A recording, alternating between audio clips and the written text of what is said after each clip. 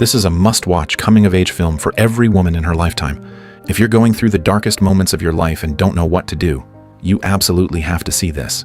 She was once a sensational beauty pageant winner in America, but in just 6 years she went through 2 failed marriages, wasted her youth, and ended up a single mother. Even though she had 3 kids to care for, she didn't even have a job, which made her life incredibly hard. To make ends meet, Erin tried hard every day to find work, but without enough experience, no company dared to hire her. Each disappointment left her more confused, and although she was nearly suffocating under the weight of poverty, she still spent her last $100 on a fried chicken meal for her kids. That day, Erin was driving to an interview when she collided with a car that ran a red light. She endured the pain in her neck and showed up in court, just to fight for the compensation she deserved. But this case, which should have been a sure win, ended in total failure because of one thing she said. 1,000 in debt? So, you must have been feeling pretty desperate that afternoon. What's your point? Broke, 3 kids, no job. A doctor in a Jaguar must have looked like a pretty good meal ticket. Objection sustained. He hit me. So you say? He came tearing around the corner, out of control. An ER doctor who spends his days saving lives was the one out of control. That asshole smashed in my neck. Fuming, she stormed out of court, blaming everything on her lawyer, Ed. Faced with the medical bills and 3 small children, Erin was on the verge of breaking down. But no one could have guessed that this unfair lawsuit would end up changing her life forever. When she got home, she went next door to pick up her kids like usual. But the neighbor told her she was moving in with her daughter and wouldn't be able to help anymore. One setback after another didn't even leave her time to cry. She knew as a mother, any slip-up could send everything spiraling. With nowhere else to turn, she marched into Ed's law firm and forced herself into a job. Ed was baffled when he found out and tried to talk her into leaving. And I've looked. But when you spend the past 6 years raising babies, it's real hard to convince someone to give you a job that pays worth a damn, are you? I'm smart, I'm hardworking, and I'll do anything, and I'm not leaving here without a job. Don't make me beg. If it doesn't work out, fire me. But looking at this young mother beaten down by life, Ed couldn't help but feel compassion and let her stay. There were no benefits with the job, but Erin was already deeply grateful just to be there. But even after finally landing the job, Erin didn't get right to work. She walked straight into Ed's office and asked for an advance on a month's salary. Although Ed was helpless, he ultimately reached into his own pocket and gave her money to help her get through the tough times. But Erin's boldness didn't stop at the job interview. Because of her revealing clothes and occasional foul language, the female co-workers often gossiped behind her back and even tried to isolate her. Instead of complaining about the whispers and judgment, she chose to keep her head down and work hard. When Ed gently reminded her to watch what she wore, she snapped right back at him without hesitation. Well, it just so happens, I think I look nice. And as long as I have 1 ass instead of 2. Ed was so stunned by her response, he didn't know what to say and just walked away. What he never could have imagined was that this fierce, sexy single mom would one day bring him immense fortune. One night, just after getting the kids to bed, Erin heard a loud buzzing outside. When she opened the door, she saw a group of young bikers revving up their engines. One of them, George, had just moved in next door and wanted to introduce himself, but Erin harshly told him to cut the noise. Still, George was intrigued by her boldness and asked for her number. To his surprise, Erin gave a shocking reply. Yeah, sexy, huh? How about this for number 6? That's how old my other daughter is. 8 is the age of my son. 2 is how many times I've been married and divorced. 850-3943. That's my phone number. And with all the numbers I gave you, I'm guessing 0 is the number of times you're gonna call it. Before George could react, she slammed the door in his face. Later that day, Erin went to pick up her kids from the babysitter, only to find the house locked and empty. Panicked, she rushed home only to see the kids playing at the neighbors. It turned out the babysitter had something come up and left the kids with George without telling Erin. She was furious at the babysitter's irresponsibility, but George had kindly stepped in and was now gently caring for the kids. She had assumed George was some rough biker, but he turned out to love kids, patiently playing with them until they all fell asleep. When George learned about Erin's situation, he offered to look after the kids, saying his freelance schedule was flexible and he could help ease her burden. Erin was moved by this unexpected kindness, but her past experiences made her cautious. Her voice was grateful but guarded as she warned George. This isn't gonna get you laid, you know. No, that's good, because I didn't find you attractive either. With George's help, Erin was finally able to focus completely on work. One day, while sorting through a real estate case, she found some medical bills and health reports mixed in with the files. These documents had nothing to do with the lawsuit, which left her confused. She asked a coworker for help, but they didn't want to bother. Instead, they mocked her, saying she wasn't cut out for this kind of job. But Erin wasn't discouraged. She decided to speak directly with the client to find out the truth. This investigation led her to uncover a hidden secret. Through her conversation with the client, Donna, she learned that both Donna and her husband had cancer. They hadn't planned to move, but the local power company kept pressuring them to sell their home at a very low price, which they refused. Puzzled, Erin asked, "I just don't see why you're corresponding with PG&E about your medical problems." It turned out the wastewater discharged by the power company contained a large amount of chromium. To prove to the public that this substance was harmless, they not only offered residents free annual checkups, but also generously covered their medical expenses. But behind this so-called kindness, Erin felt a growing sense of unease. So she consulted a chemistry professor and learned that chromium actually comes in 3 forms. Pure chromium is beneficial to the human body, and trivalent chromium is basically harmless. But the most dangerous is hexavalent chromium, a highly toxic substance that not only causes various types of cancer, but also damages human DNA, and could even be passed down to future generations. These words sent a chill down Erin's spine. The problem was far more serious than she had imagined. To find out which form of chromium the factory was using, she went to the records room, where all of the power company's test reports from over the years were kept. The young man managing the room was utterly captivated by Erin's sexy figure and let her freely access the files. After digging through piles of documents, she finally discovered the factory was using hexavalent chromium, and she quickly backed up the files and sent them to Ed. But when she returned to the office full of confidence, she found her desk had been cleared out. Exhausted, Erin dragged herself home, only to be greeted by a stack of overwhelming bills weighing down on her like an invisible mountain. The next day, just as Erin was busy job hunting, Ed suddenly showed up. He had received the documents and realized the factory had illegally used hexavalent chromium. This case was not so simple after all. When Erin shared her investigation findings with Ed, he saw this could be a major opportunity. And while he wanted to review her evidence, Erin used the moment to negotiate terms. I want a raise. And benefits, including dental. Erin, this isn't the way I do business. What way is that? Extortion. Left with no choice, Ed reluctantly agreed. After going through the documents, Ed asked in confusion, What makes you think you can just walk in there and find what we need? They're called boobs, Ed. So Erin returned to the records room and copied even more incriminating evidence from the factory. She then visited Donna again, telling her that her illness was caused by the hexavalent chromium in the tap water, and that the only reason the power plant had offered them those benefits was to cover up the truth. Hearing this terrified Donna. She looked at her children playing in the pool and immediately called them out of the water. The next day, Ed handed a thick stack of documents to his assistant and told him to send them to the power company's claims department. But right after the assistant hit send, the phone rang. It was the company asking to meet with Ed in person. Ed thought this might be a breakthrough, but to his surprise, they sent a junior representative. The man was arrogant and flat out denied any connection between the factory and Donna's illness. What made it even more infuriating was that he coldly said, "We're not increasing the offer. This is a fair price." That statement made Ed furious. $250,000 wasn't even enough to cover medical bills. Seeing the company had no intention of negotiating, Ed and Erin got up to leave in anger. But then David arrogantly threw out a threat. You might want to remember who it is you're dealing with here. PG&E is a $28 billion corporation. $28 billion? I didn't know it was that much. Wow! This completely enraged Ed, who was usually calm and composed. Just as Erin was overwhelmed by the pressure of the case, a colleague quietly turned on the desk lamp for her. She didn't say a word, but the small gesture gave Erin a moment of warmth. She slowly began to integrate into the team. Until one night, an unexpected breakthrough came. A couple she'd never met showed up. They used to be Donna's neighbors and had sold their home to the power company a year ago.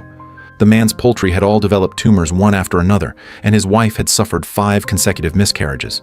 It wasn't until they heard Donna mention chromium poisoning that they realized what had really happened.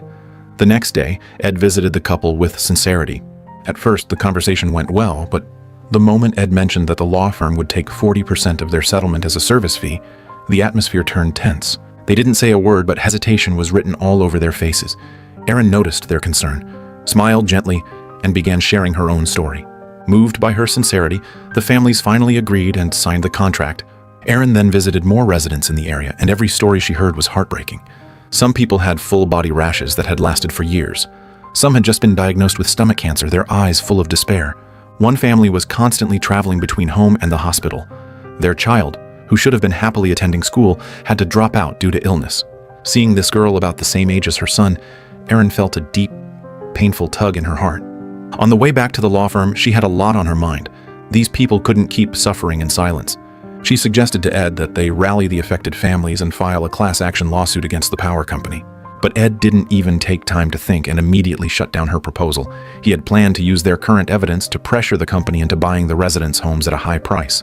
If they filed a lawsuit now, it would shift from a property case to a toxic pollution case, and they'd be going up against a $28 billion corporation. Erin tried to convince Ed to reconsider, but he didn't want to hear it. He shut the door in her face. Erin stood outside his office, her heart boiling with frustration and anger. To collect more evidence against the power plant, Erin stepped into the polluted river and pulled out dead frogs from the water. She even risked climbing down a deep well to collect groundwater samples, but her actions didn't go unnoticed by the power company. That night, she received a threatening phone call from them, warning her to back off or face the consequences. George hurried to persuade Erin to stop, reminding her that work is meant to support life, not bring danger into it, but Erin remained completely unwavering. She believed this was her responsibility. Her tone was firm, her eyes unwavering, as if those threats were nothing more than tiny bumps in the road.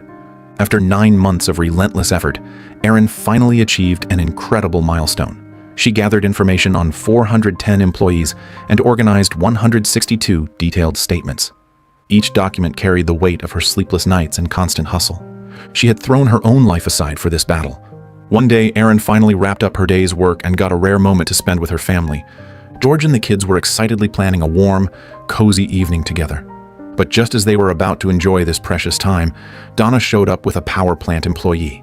Erin knew this was a crucial lead, so she reluctantly asked George and the kids to go home without her. George watched the motorcycles racing in the distance, a look of disappointment on his face. He had once been fully devoted to his own career, but now he felt like a stay-at-home dad, and a twinge of bitterness rose inside him. Meanwhile, Erin learned shocking details from the employee. The power plant had been using hexavalent chromium as a chemical treatment to prevent rust in the cooling towers. That wastewater was supposed to be stored in leak-proof ponds, but to cut costs, the power company skipped that step entirely. For 14 years, the toxic chromium water had been recklessly discharged, seeping deep into the groundwater system. Ed decided they could no longer wait. It was time to file a lawsuit. But now they faced a major risk. The current evidence could only prove that the branch company illegally used hexavalent chromium, but there was no solid link to the main headquarters.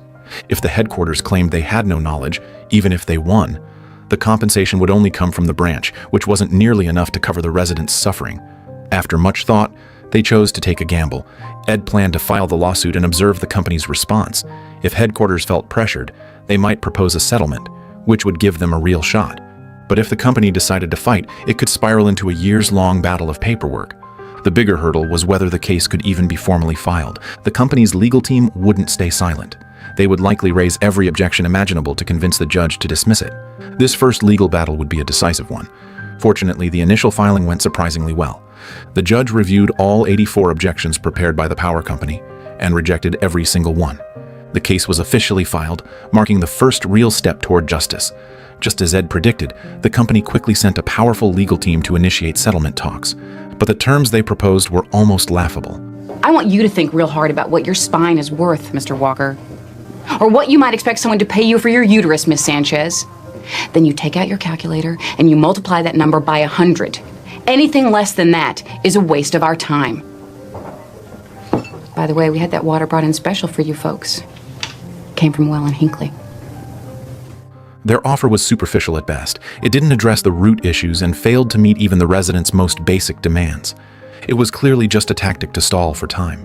That night, Erin worked late and came home exhausted, only to find that George had already packed his bags. He had bought those earrings for her 6 months ago, full of hope. But Erin had been so consumed with work that she never even noticed. After waiting 6 long months, George's patience had run dry. Erin didn't want to lose him, but if she had to trade her life's mission for love, she couldn't make that sacrifice. George couldn't understand. Disappointed, he left the gift behind and walked away.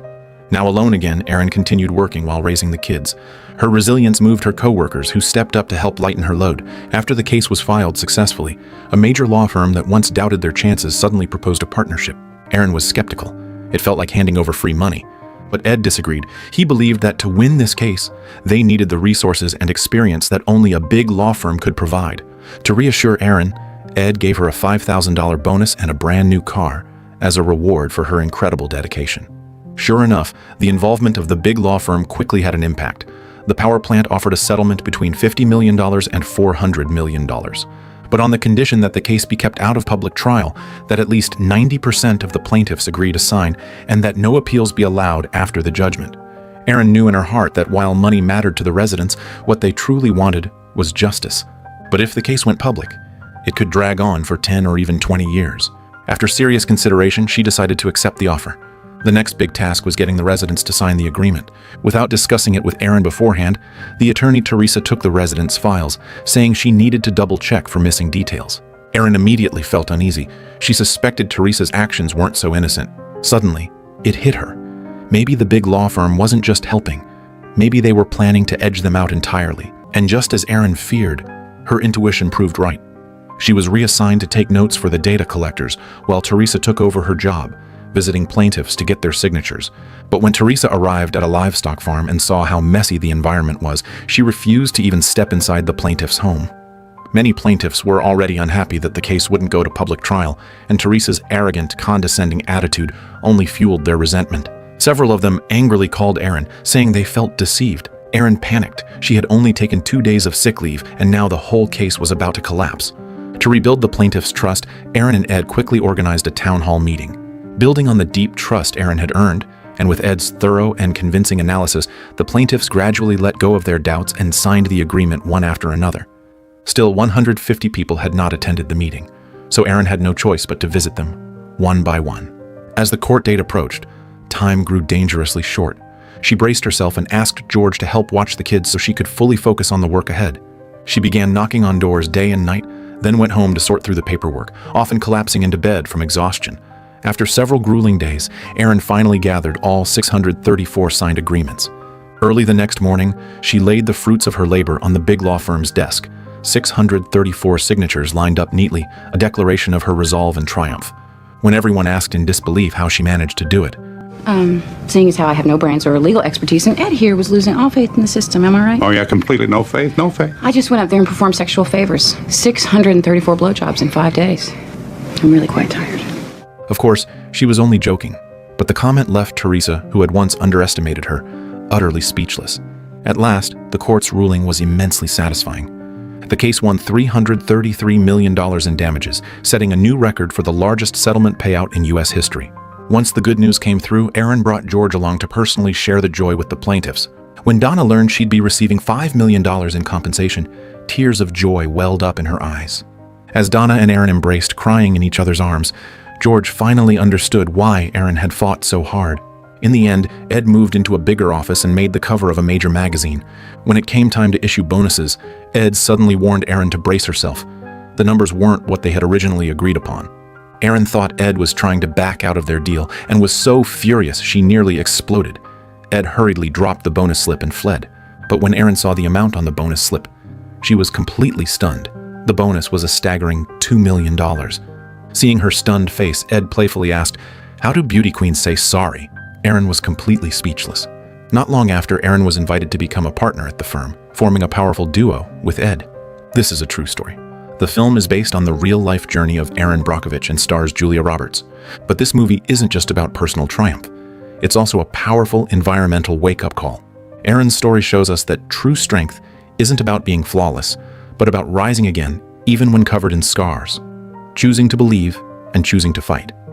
Every hardship in life is a miracle waiting to redefine who you are. When the world casts doubt your way, let your actions speak with razor-sharp clarity. When fate slams a door in your face, kick open another with courage. Your worth is not defined by others. It's forged by the resilience of your spirit. Even if life feels like a map filled with thorns, you can still walk it with purpose and light up every corner with your dreams. So believe this: setbacks are only temporary. With hope and bravery, you'll eventually reach your own moment of light. Remember, your story is still being written, and the ending is yours to decide.